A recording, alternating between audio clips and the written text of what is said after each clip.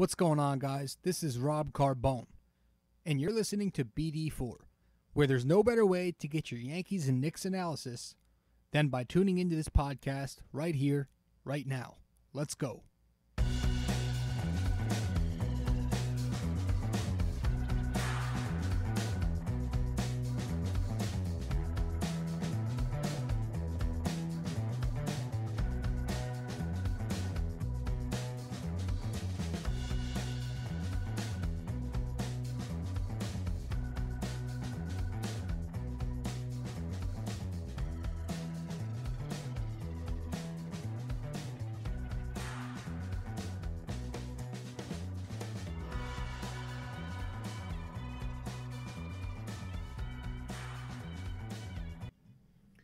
What's going on, guys? This is Rob Carbone coming at you with episode 57 of BD4. It is it's practice, technically a Tuesday morning. I'm doing this very late. Tuesday morning, December 31st. But tonight we're going to talk about, or this morning we're going to talk about the Yankees. We're going to take a break from the Knicks a little bit, thank God. Take a break from the sad, sorry, depressing Knicks and switch gears. Just review a couple of things that have happened over the past few weeks, months on the New York Yankees. Now, obviously, the last time we spoke, we talked about Gerrit Cole and his signing for 9 years, $324 million. So let's start with that, and then we'll get into a little bit more of the secondary things, such as the holes on this team that are still remaining, and the rumors that have been going on around them, and the players that have left, things like that. And we'll go on for about 20-15 minutes or something like that. But, yeah, Gerrit Cole, man. The euphoria has still not worn off. I am still extremely excited for this guy to come to the Yankees. I think, obviously, first and foremost, we talk about his regular season success, the fact that this guy is a perennial Cy Young guy, that he should have probably won the Cy Young last season. But this is the guy I look at. The first thing when the Yankees signed Cole a few weeks ago, the very first thing that came to my mind is, there's their playoff guy, right? Right next to Tanaka, there's another playoff guy that can go out there and you can rely on him. That's the very first thing I thought of. Not the Cy Young winning, not the cute little 300 strikeout season, which is awesome. But the first thing that came to mind was the 2-something ERA in the postseason and the constant success, the World Series championship ring on his finger. That's what I thought of. This is a champion. This is a guy who has pitched on the big stage before, and not just pitched, but experienced success on the big stage before. Consistent success. So that's what I am most excited about with Gerrit Cole. The fact that we're getting a guy at the peak of his career right now. He is peaking right now in his prime.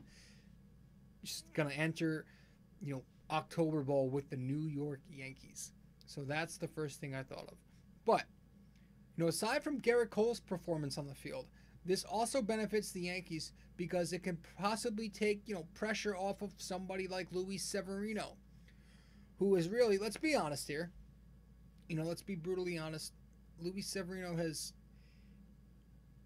consistently struggled with living up to ace expectations ever since entering the season, right? I wouldn't say consistently struggled, but he's been on and off in terms of, being that legitimate superstar ace that he was, touted as in the minor league system. When he first came here, he had a very good, very strong 12-game stint in August, from August to September, to the end of September, in his rookie season. But then the next year, he kind of fell off a bit and had a terrible, terrible season as a starting pitcher. They had to move him to the bullpen. Then he had a very strong season for his third year, Severino did. Come his fourth season, Severino had a very, very good first half of the year, pitched like a Cy Young winner. The second half came and he became one of the worst pitchers in baseball. And then obviously last year, where he missed a very, very, I'd say he missed 90% of the season, 95% of the season, came back for a couple starts towards the end, was all right. Pitched in the postseason, was all right. And, we haven't been seeing that legitimate number one ace. 5 years into his career, he hasn't been consistently an ace. He hasn't been good, or great. He's been good, okay, good, okay. He's he struggled to live up to ace status. Whereas with Garrett Cole, you know you are getting the guy who's 1, 2, 3 for every year going to be great for you. So for 9 years, you hope to get consistent ace type pitching out of him for at least his entire prime plus. But yeah, it definitely takes pressure off somebody like Severino, who can now go out there and pitch freely, because that's when he's at his best, right? When he's pitching with no pressure, you can see, you see the emotion in him. Sometimes he just releases the energy because he's this guy who loves thriving in New York. But now that he's not going to be relied upon as this number one guy, he can pitch more like a 2. I think that could possibly benefit him, man. He could just pitch freely out there and go out there and do his thing. And that could be very big for a guy like Severino, who, again, has not exactly lived up to ace standards, in my opinion. It could also benefit somebody like James Paxton, right? Big Maple kind of struggled to start his Yankee career for the first 3-4 months. He wasn't that good, and then he got hot towards the end of the year. 2 months where he pitched. Remember, he was on that incredible 10-0 run or whatever it was, and then he had some good playoff performances for the Yankees. James Paxton is a guy who the Yankees got, expecting him as well to be a top-of-the-line pitcher. I see him more as a number 3. That's just my personal opinion, but maybe with the addition of Garrett Cole, we can finally see that untapped potential the Yankees are thinking about here.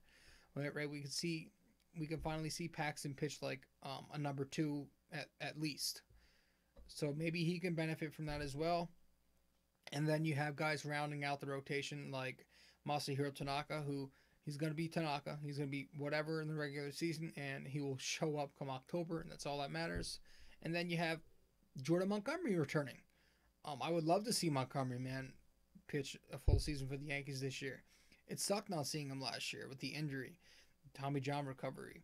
But he's a guy who I really think could be a solid, very solid number 4/5 for the Yankees, where he goes out there, eats innings, gives them 150 plus frames, maybe pitches to an ERA somewhere between 3.50 to 4 at tops, and just be solid, legitimately just reliable, a reliable number 5. Somebody who you can at least just have out there, because on a contending team, a number 5, you don't need an amazing number 5. You just need somebody who could just go out there, eat innings, pitch effectively more times than not. And that's who I think Jordan Montgomery can be at worst. So that's good to have him back. But we obviously have some holes on this team, right? So let's talk about the holes right now. While we're talking about the rotation, let's bring up J Happ. Where the hell does he fit on this team? I hope J Happ is traded somewhere far, far away and never to be seen again in the state of New York, unless it's with the little brother of the town. But yeah, I don't want Happ anywhere near this team, man. I'm done with Happ. I'm sick of him. I don't want anything to do with the guy. I just hope they can trade him. I don't even care. Honestly, I don't care what the return piece is. It could be a bag of potato chips. It could be anything, and I will. The big thing here is just getting him out. That's the win, not the return. So I don't care if it's in a package or just a one-on-one trade. Get him gone. Say bye-bye to J Happ. So that's the thing. Domingo Germán, I don't know what the deal is here. Is he going to be suspended? That's a sensitive subject. It sucks. Obviously, it sucks because the kid is talented and he did some stupid shit. And if it's true, if it's really true, I think the Yankees have to cut ties with the guy and just get him out of here. But that's pretty much that. As far as the rotation, but some people were talking about Davy Garcia. Does he crack the rotation in 2020? Maybe he cracks, a couple of starts here and there. Maybe, I think he'll get a September call-up for sure, but I'm not sure he'll be a regular in this rotation yet. I don't know. I'm not the biggest on his potential. I think he has a very small frame. I think his fastball's kind of flat, but that's just me. It's kind of hard to evaluate a prospect when you haven't seen him pitch in the major leagues yet, so we're going to wait, pass our judgment until we actually see him pitch. But I don't think the Yankees are going to consider him as a legitimate rotation option next season. It'd be fun if they do. Maybe they'll do something like that. But, I think he's more of a guy that's going to have to eventually just do it by working his way up and not getting the call next season. Not yet. Who else do we have to talk about? Let's move on to the positional players. We'll start with Clint Frazier. Clint Frazier was obviously the guy the Yankees traded for They got him a while back when they traded for Andrew Miller. Um, he came in that deal, and really last year was the year where he got his most playing time as a Yankee. He got a lot of at bats. Still didn't get time like he should have, but we saw him display his power. He's a very good bat. He's a run producer that can give you 30 or 100 every year if he's healthy. And honestly, if the Yankees had him start the entire year, there's no doubt in my mind he would have put together a very productive 30 homer, 100 RBI season. But it's obviously the defense that holds him back. This is a guy who was terrible defensively for the Yankees, and he was the Miguel Andujar of the outfield, where you cringed every time the ball was hit out there, and he would just drop easy routine plays and obviously not make the hard plays. He has a very strong arm, but that's about the only thing you could say, because that itself can be wild at times, and the glove is terrible, and the inefficient route taking he takes to the balls, it's just it's a mess. So where does he fit next year? Personally, there's only two things you could do. You can either DH the guy, but that conflicts with a couple of other situations, which we'll talk about in just a second. You can either DH him or you can trade him. You could package Clint Frazier in some type of deal that gets you, Josh Hader, who we'll also touch on in a bit. You could package him in a big deal like that. But I think that's really the only thing you could do. But if you do DH the guy, that kind of interferes with what you're going to do with Miguel Andujar. Are you going to keep Miguel Andujar as? Because if Miguel Andujar is going to be on this team, let's make it clear, he cannot be the third baseman. Okay, this is a guy who, again, Clint Frazier was the Miggy of the outfield. Well, Miggy is the Clint Frazier of third base. He was terrible at third base 2 years ago. You cringe every time the ground balls were hit to him. The guy overthrew the ball. His feet was never set, fumbling the ball. It was just a total colossal mess out there at third base with Miguel Andujar. He's going to have to be a DH or learn to switch positions. But again, if he switched positions, he's going to have to learn either left field. And what are the odds he's good in left field, just learning it in a season? And if he does, where's Stanton going to go? Is he going to go to DH? Then what do you do with the other guys? That's a possibility you put him in left field, but I'm not sure I trust him there, man. Same thing with putting him at first base. Then what do you do? Avoid DH him? What about Stanton? Or not Stanton? What about Frazier? You have to. There's so many guys you have to deal with. So personally, it's going to come down to Frazier or Andujar. Maybe they trade both the Yankees. If they're going to package them both, it's going to be in a deal for Hader. Obviously, going to have to include more than just them two, but it's one of them are going to either have to DH or be traded. I don't see both of them having a spot on this team next year. If Frazier DHs, Andujar, in my opinion, doesn't have a spot here, and vice versa. Because Gio Urshela, that's a guy who should most definitely be manning third base. The guy proved it. Whether or not you think the juice balls had a lot to do with it, I would keep him at third base just for his defense alone. Just hit 240, 250 for me with an OPS near or at 700. And I'll take that with the, defense we're getting, because it's such a difference. It's such a monumental difference in the defense we're getting from those two players. So if you have Urshela at third base, Torres at shortstop, LeMahieu at second base, and first base, what are you going to do? You're going to have, there's a possibility now that you could have Voit and Ford platoon. In the days that Voigt's not playing first, he DHs. In the days that Ford's not playing first, he DHs. But if you're doing that, then again, you're going to have to definitely ship both of Frazier and Andujar out of here, because it's another position that's clogged, the DH role. The Yankees have so many guys that can fill that role right now. It's a good problem to have, but it's a problem, right? We've heard that so many times before. So that's the situation itself.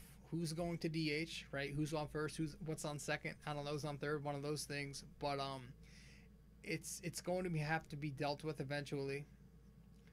So that's that with the infield. Moving on to the outfield, Mike Tauchman.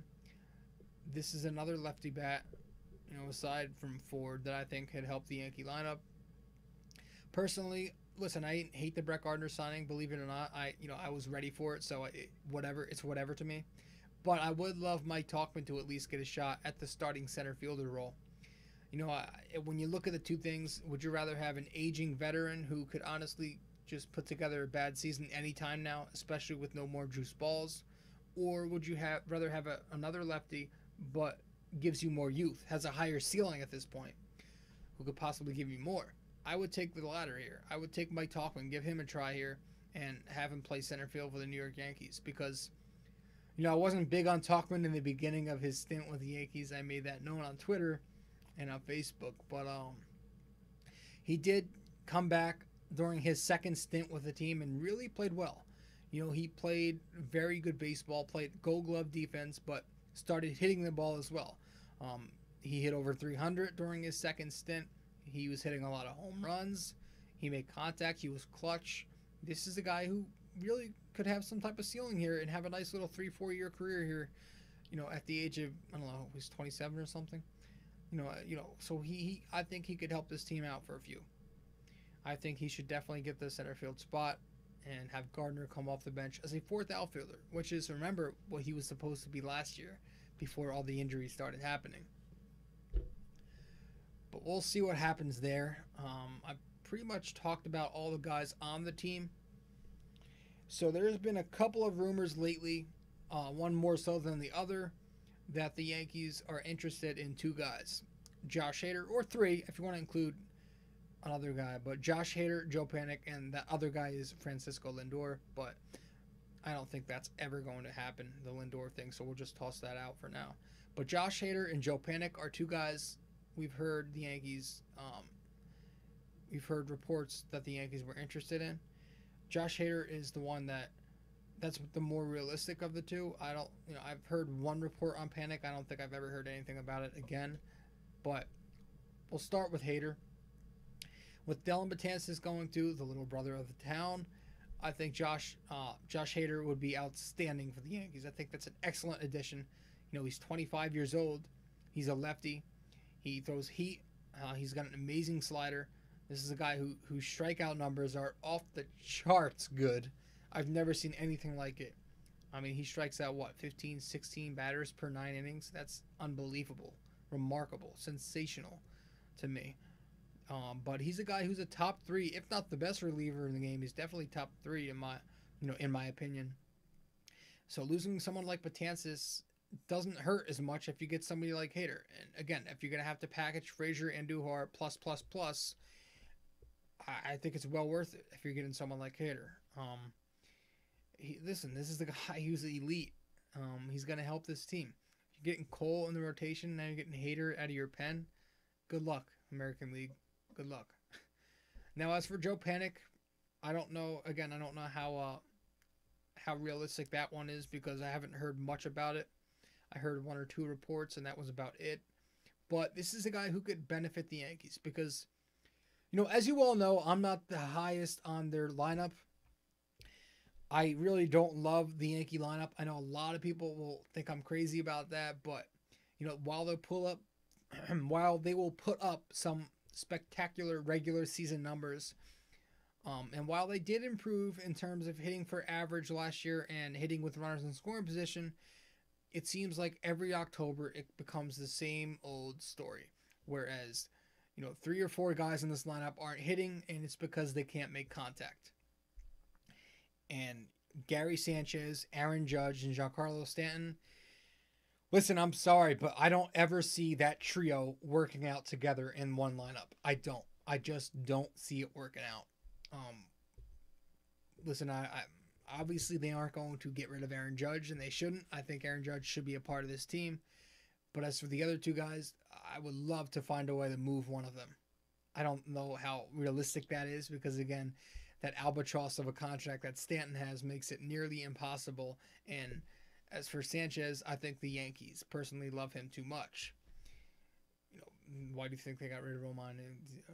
Romine's obviously, if they got rid of Romine, they think Sanchez is reliable enough to not. It's I don't know, man. I don't ever see Judge, Stanton, and Sanchez working together because come every October, the Yankees strike out too much. They don't make enough contact. And that's the biggest thing. That's how you win in October, with good pitching and good hitting.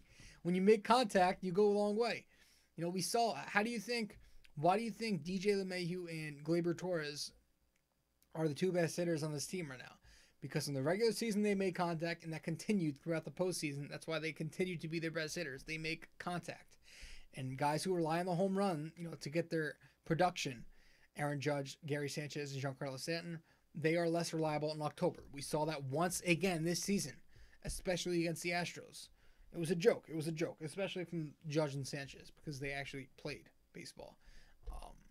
But yeah, I don't know about that lineup. I think if the Yankees were to make a big run next season, it's going to be heavily reliant on that pitching staff. Not just the rotation, but the pitching staff as a whole, the starters and the relievers.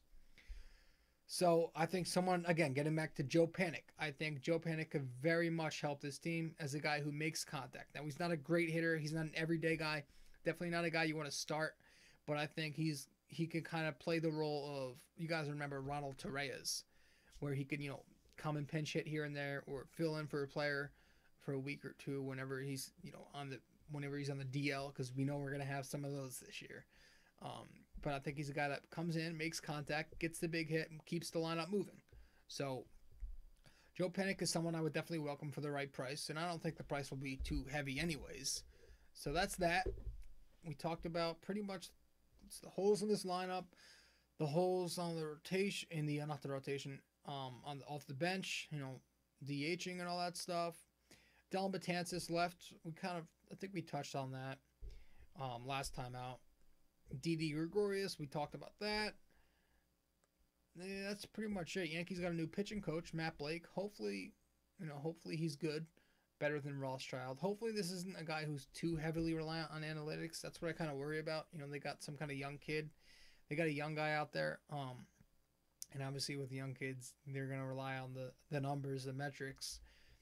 And you guys know me. I'm not the biggest analytics guy. No, I'm not, I'm not some boomer, old school, traditional, baseball purist, but I do like a mix. I'm more of a guy who I think there needs to be a balance.